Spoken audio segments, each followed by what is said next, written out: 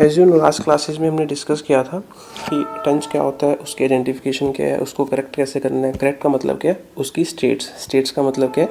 4 तरीके के टेंस, कौन कौन से टेंस हमने डिस्कस किए थे। Indefinite tense, continuous tense, perfect tense and perfect continuous tense. तो हमने देखा था जो इंडेफिनिट टेंस होता है वो क्या होता है, एक ऐसा एक्शन जो फ्रिक्वेंट एक्शन हो, जिसकी स्टेट अभी पता नहीं है कि वो चल रहा है, वो बंद हो गया, उसकी स्टेट इनडिफाइंड है, नॉट डिफाइंड है।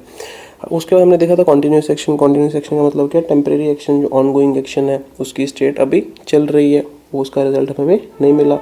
उसके बाद हमने देखा था परफेक्ट टेंस। परफेक्ट टेंस का मतलब क्या है, जिसकी हमें कंप्लीशन हो गई हो, अगर जिसकी कंप्लीशन हो गई तो उसका हमें रिजल्ट भी मिल चुका है।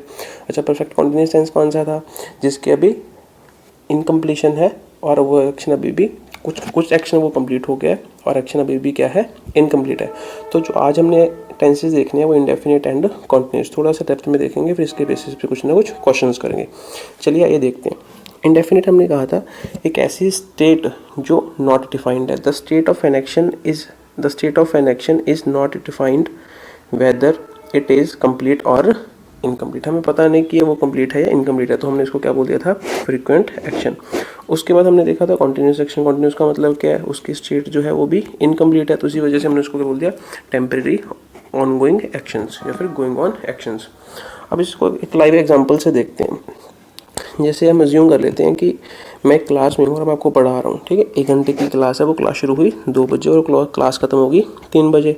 तो ये जो एक्शन है, स्टार्ट कितने बजे हुआ, 2 बजे, और ख़त्म कितने बजे होगा, 3 बजे। तो 2 से 3 बजे तक ये एक्शन क्या है, इनकम्प्लीट है। अगर मैं इस पॉइंट पे बात करूँ तो एक्शन क्या है, इनकम्प्लीट है। इस पॉइंट पे बात करूँ तो क्या है, इनकम्प्लीट है। अच्छा, अगर मैं बात करूँ ये एक्शन जो है 2:15 पे तो भी इफेक्टिव होगा, ठीक है। 2:40 पे तब भी इफेक्टिव होगा। लेकिन अगर मैं बोलूँ ये एक्शन 3:15 पे इफेक्टिव होगा, नहीं, तब ये एक्शन इफेक्टिव नहीं होगा। मतलब ये जो एक्शन है कुछ ही ड्यूरेशन के लिए वैलिड है, उसके बाद इसका इफेक्ट जो है ख़त्म हो जाएगा।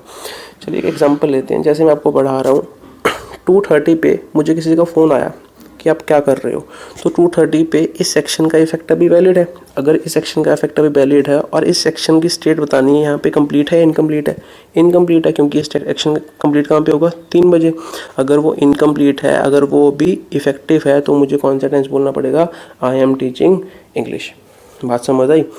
मैं फिर से रिपीट करता हूँ, ये एक्शन जो है इस पॉइंट ऑफ टाइम पे 2:30 पे अभी इनकम्प्लीट है। अगर वो इनकम्प्लीट है तो मतलब उसका कॉन्टिन्यूटी में होगा। अगर वो कॉन्टिन्यूटी में होगा तो मुझे कौन सा टेंस यूज़ करना पड़ेगा, आई एम टीचिंग इंग्लिश, क्योंकि यहाँ पे कौन सा टेंस यूज़ किया, कॉन्टिन्यूस टेंस।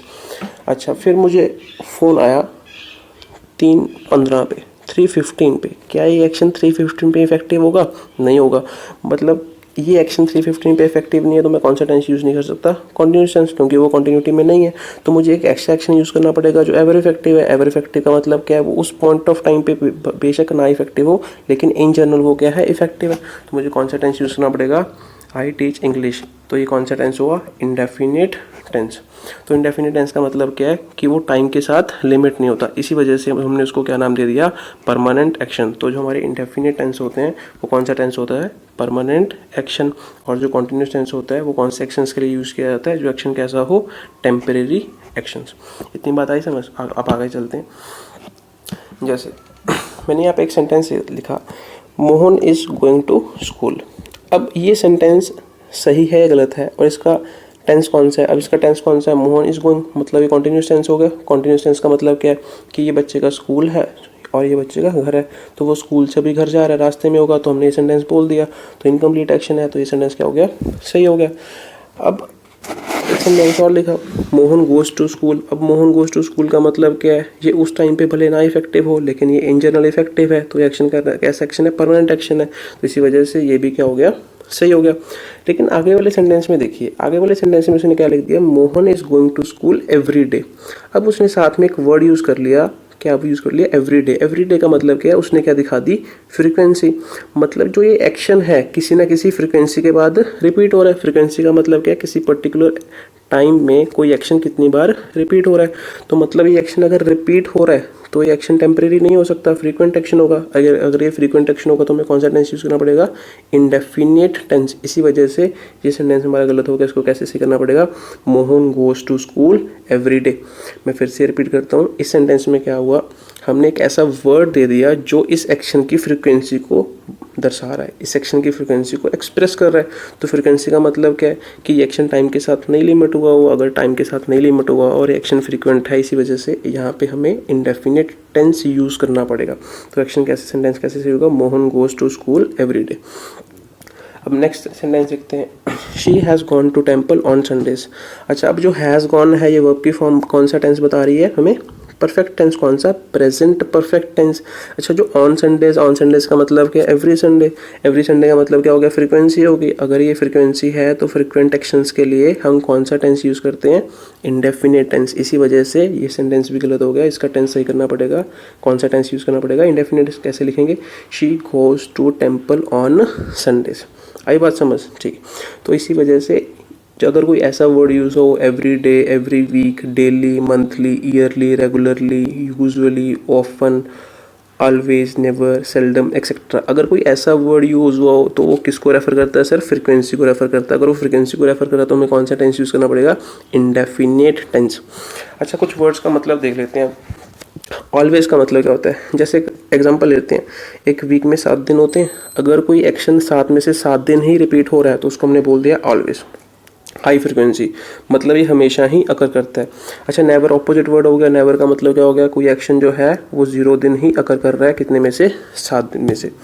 अच्छा, अगर मैंने बोल दिया ऑफन, ऑफन का मतलब क्या है कि वो एक्शन ऑलमोस्ट ऑलवेज, मतलब ऑलवेज तो नहीं है लेकिन ऑलमोस्ट ऑलवेज का मतलब क्या है, 5 से 6 दिन अकर कर रहा है 7 में से, ठीक है। नेक्स्ट है सेल्डम, सेल्डम का मतलब क्या होता है, ऑलमोस्ट नेवर, ऑलमोस्ट नेवर का मतलब होता है रेयरली, और इसका मतलब क्या है, वो एक्शन जो है एक बार ही अकर कर रहा है आउट ऑफ 7। ये इसको हम कहते हैं एडवर्ब्स ऑफ फ्रीक्वेंसी, ठीक है। अगर कोई एडवर्ब ऑफ फ्रीक्वेंसी किसी टेंस में यूज़ किया जाएगा तो वहाँ पे हमें कौन सा टेंस यूज़ करना पड़ेगा, इंडेफिनिट टेंस, राइट। अब आगे चलते हैं। अब यहाँ पे देखिए, नेक्स्ट हमने लिखा इट रेंज नाउ। अच्छा, उसने लिख दिया इट रेंज, रेंज कौन सा टेंस हो गया, इंडेफिनिट टेंस हो गया, लेकिन उसने साथ में क्या लिख दिया, नाउ। नाउ का मतलब क्या है कि इस मूवमेंट पे वो एक्शन वैलिड है। इस मूवमेंट पे अगर वो एक्शन वैलिड है तो मैं कह सकता हूँ कि वो इफेक्टिव एक्शन, अगर वो इफेक्टिव है तो ऑन गोइंग एक्शन है। अगर इस मूवमेंट पे ऑन गोइंग एक्शन है तो हम किस चीज़ पे फोकस करना चाहते हैं कि इस मूवमेंट पे चल रहा है, आगे का नहीं पता, पीछे का नहीं पता, चल रहा होगा नहीं चल रहा होगा। अगर इस मूवमेंट पे चल रहा है तो वो टेम्परेरी एक्शन हो गया। अगर वो टेम्परेरी एक्शन है तो उसके लिए हमें कौन सा टेंस यूज़ करना पड़ेगा, कंटिन्यूस टेंस। इसी वजह से यहाँ पे नाउ लिखने की वजह से ये टेंस क्या हो गया, गलत हो गया। तो क्या लिखना पड़ेगा, इट इज़ रेनिंग नाउ। इतनी बात आई क्लियर। नेक्स्ट चलते हैं, they watch TV at the moment. अब एट द मोमेंट ये एक ऐसा फ्रेज लिखा है जो इस मूवमेंट को ही स्ट्रेस कर रहा है कि इस मूवमेंट पे एक्शन ऑन गोइंग है, पीछे का नहीं पता, आगे का नहीं पता कि वो आगे चलेगा नहीं चलेगा, लेकिन इस मूवमेंट पे चल रहा है, मतलब वो टेम्परेरी एक्शन होगा। अगर वो टेम्परेरी एक्शन है तो यहाँ पे भी टेंस चेंज करके हमें क्या लिखना पड़ेगा, they are watching TV at the moment. तो इसी वजह से अगर कोई ऐसा वर्ड लिखा जाए जो एक मूवमेंट वो ऑन गोइंग एट प्रेजेंट को फोकस करेगी, एट प्रेजेंट पे वो एक्शन इफेक्टिव है, बाद का नहीं पता, पहले का नहीं पता कि वो चल रहा होगा नहीं चल रहा होगा बाद में, तो उसके लिए हमें कौन सा टेंस यूज़ करना पड़ेगा, कॉन्टिन्यूस टेंस। अच्छा, इस कौन कौन से वर्ड्स हो सकते हैं, नाउ हो सकता है, राइट नाउ हो सकता है, एट द मोमेंट हो सकता है, नाउ डेज हो सकता है, दीज डेज हो सकता है, प्रेजेंटली हो सकता है, एक्सेट्रा, ठीक है। इतनी बात क्लियर हुई। अब इसके बेसिस पे, इंडेफिनिट और कॉन्टिन्यूस के बेसिस पे हम डिस्कस कर लेते हैं कुछ ना कुछ सेंटेंसेस। चलिए आइए देखते हैं। जैसे मैंने यहाँ पे एक सेंटेंस लिखा, 2 and 2 आर मेकिंग 4। अब यहाँ पे कौन सा टेंस यूज़ कर लिया, कॉन्टिन्यूस टेंस। कॉन्टिन्यूस टेंस का मतलब क्या है कि ये किसी न किसी पॉइंट पे जाके ख़त्म हो जाएगा, ठीक है। मुझे एक बात बताइए, ये जो एक्शन है क्या ये टाइम के साथ लिमिट किया हुआ है कि किसी न किसी पॉइंट पे जाके ख़त्म हो जाएगा, उसके बाद इसका इफेक्ट खत्म हो जाएगा। जैसे हमने कहा था कि 2 बजे एक्शन चला, 3 बजे एक्शन खत्म हो जाएगा, तो वो टाइम के साथ लिमिट किया हुआ था एक्शन, इसी वजह से उसके साथ कॉन्टिन्यूस एक्शन यूज़ किया था। अच्छा, बाद में हमने एक ऐसा एक्शन किया था जो फ्रीक्वेंट है। फ्रीक्वेंट का मतलब ना उसकी स्टेट कंप्लीट है ना उसकी स्टेट इनकम्प्लीट है, तो उसको हमने कैसा एक्शन माना था, परमानेंट एक्शन। अब ये देखना है कि यहाँ पे जो मेकिंग 4 है, क्या ये ऐसा कि 5 मिनट के लिए 4 बना दिया उसके बाद 4 नहीं बना पाएंगे, या आज 4 बना दिया 2 साल बाद नहीं बना पाएंगे? नहीं सर, ऐसा नहीं है। ये एक्शन आज भी वैलिड है, अगर आप 2 साल बाद देखोगे तो भी वैलिड है, अगर आप 50 साल बाद देखोगे तो भी वैलिड है। इसी वजह से यहाँ पे कौन सा टेंस यूज़ करना पड़ेगा, इंडेफिनिट टेंस।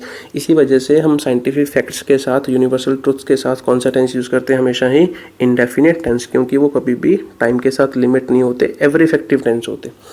बात क्लियर हुई। नेक्स्ट देखते हैं, birds are flying in the sky.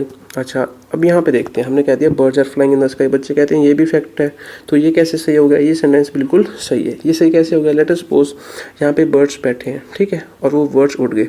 अगर वो बर्ड्स उड़ रहे हैं, इस मोमेंट पे आपने उनको देख लिया, तो मतलब वो एक्शन अभी भी ऑनगोइंग है, इनकम्प्लीट है, कहीं ना कहीं जाके तो वापस बैठेंगे, मतलब कंप्लीशन से पहले पहले आपने वो एक्शन नोटिस कर लिया। तो वो जब नोटिस किया तब ऑनगोइंग था, जब वो ऑनगोइंग था इसी वजह से वहाँ पे हमने कौन सा टेंस यूज़ किया? Continuous tense. तो ये सेंटेंस क्या हो गया? सही।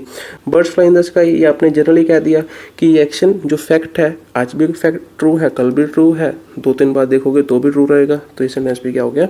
सही हो गया। बस फ़र्क इतना है, ये मोमेंट्री एक्शन है और ये एवर इफेक्टिव है। I am reading a newspaper का मतलब क्या है? जैसे एट दिस मोमेंट कि मैं न्यूज़पेपर पढ़ रहा हूँ, मतलब उस एक्शन, वो एक्शन जो है एट प्रेजेंट इफेक्टिव है, ठीक है। तो एक्शन क्या हो गया? सेंटेंस क्या हो गया? सही हो गया। I read newspaper a lot, इसका मतलब क्या है कि ये एक्शन फ्रिक्वेंट है, एवर इफेक्टिव है, आपकी जनरल हैबिट है या फिर हॉबी है, इस वजह से ये क्या हो गया? सही हो गया। He is going to school every day, अब हमने एवरी डे लगा दिया तो फ्रिक्वेंसी होगी, फ्रिक्वेंसी के साथ हम ये कॉन्टिन्यूस यूज़ नहीं कर पाएंगे, तो क्या लिखना पड़ेगा? He goes to school every day. अब यहाँ पे देखो, how often are you coming here, often मैंने बताया था फ्रिक्वेंसी हो गई, मतलब इस सेंटेंस में ये जो कमिंग है, मतलब ये क्या क्या फ्रिक्वेंसी, फ्रिक्वेंसी मतलब किसी ना किसी टाइम के बाद, पॉइंट ऑफ टाइम के बाद एक्शन रिपीट हो रहा है, अगर रिपीट हो रहा है तो इंडेफिनिट टेंस यूज़ करना पड़ेगा। इसी वजह से हमें यहाँ पे लिखना पड़ेगा how often do you come here, ठीक है, तो उसको ऐसे सही करेंगे, how often do you come here. Next देखते हैं, take an umbrella with you it rains, अब किसी ने आपको बोल दिया take an umbrella with you, अब ये बात कोई कब बोलेगा? जब बारिश हो रही होगी, या वो एवर इफेक्टिव होगा जब ऑब्वियसली बारिश हो रही होगी, मतलब उस मोमेंट पे एक्शन वैलिड है, उस मोमेंट पे वैलिड है, तो हमें यहाँ पे कंटिन्यूस टेंस यूज़ करना पड़ेगा। तो क्या लिखना पड़ेगा? It is raining, right. किसी ने बोला please be quite I work now, अच्छा हम नाउ यूज़ कर लिया, मतलब प्रेजेंट मोमेंट पे फोकस करना चाहते हो, तो यहाँ पे क्या यूज़ करना पड़ेगा? I am working now. आगे चलते हैं, I drink coffee but I will not drink tea, अब किसी ने कह दिया I drink coffee but I will not drink tea, उसने अपना फैक्ट बताया, उसने एक जनरल बात बता दी कि वो कॉफ़ी पीता है बट वो क्या नहीं पीता? टी नहीं पीता, चाय नहीं पीता। अब उसने यहाँ पे विल यूज़ कर दिया, विल का मतलब प्रेडिक्शन हो गया, ये तो फैक्ट नहीं रहा, इसी वजह से हमें यहाँ पे विल को काट के करना पड़ेगा I don't drink tea, right. आगे चलते हैं, मीरा स्पीकिंग 4 लैंग्वेजेस, स्पीकिंग का मतलब क्या? At this point of time की वो 4 लैंग्वेजेस बोल रही है, ऐसा तो नहीं है, हम ये कहना चाहते हैं उसको 4 लैंग्वेजेस आती हैं, तो ये परमानेंट फैक्ट है, तो इसी वजह से हमें हम यहाँ पे क्या यूज़ करना पड़ेगा? मीरा speaks 4 languages. In Britain the banks usually are opening at 9:30 in the morning, अच्छा उसने क्या बता दिया कि ये जो बैंक है डेली ओपन होते हैं, यूजुअली लिख दिया, यूजुअली का मतलब फ्रिक्वेंसी हो गया, अगर ये फ्रिक्वेंसी हो गया तो हमें यहाँ पे यूज़ करना पड़ेगा open. Julia is never eating breakfast, never क्या बता दिया? फ्रिक्वेंसी, अगर ये नेवर फ्रिक्वेंसी है तो हमें कौन सा टेंस यूज़ करना पड़ेगा? इंडेफिनिट, तो क्या लिखना पड़ेगा? Julia never eats breakfast, right. The shops open at 10 AM and are closing, अच्छा एंड आर क्लोजिंग है, यहाँ पे कॉन्टिन्यूस टेंस हो गया, तो ये तो फ्रीक्वेंसी वाला एक्शन है, फ्रीक्वेंट एक्शन है, मतलब रिपीट हो रहा है, तो इसी वजह से यहाँ पे यूज़ करना पड़ेगा close. She is in the kitchen she कुक्स कड़ी, अब हमने कह दिया कोई इंसान किचन में है, ठीक है, तो वो ये काम जो है, एक्शन जो है चल रहा होगा, उस मूवमेंट पे कॉन्टिन्यूटी में होगा, तो यहाँ पे क्या करना पड़ेगा? शी इज़ कुकिंग कड़ी। तो आज के लिए इतना ही, हम नेक्स्ट क्लास में डिस्कस करेंगे प्राइमरी एक्सिलरी वर्ब्स क्या होती हैं और उनसे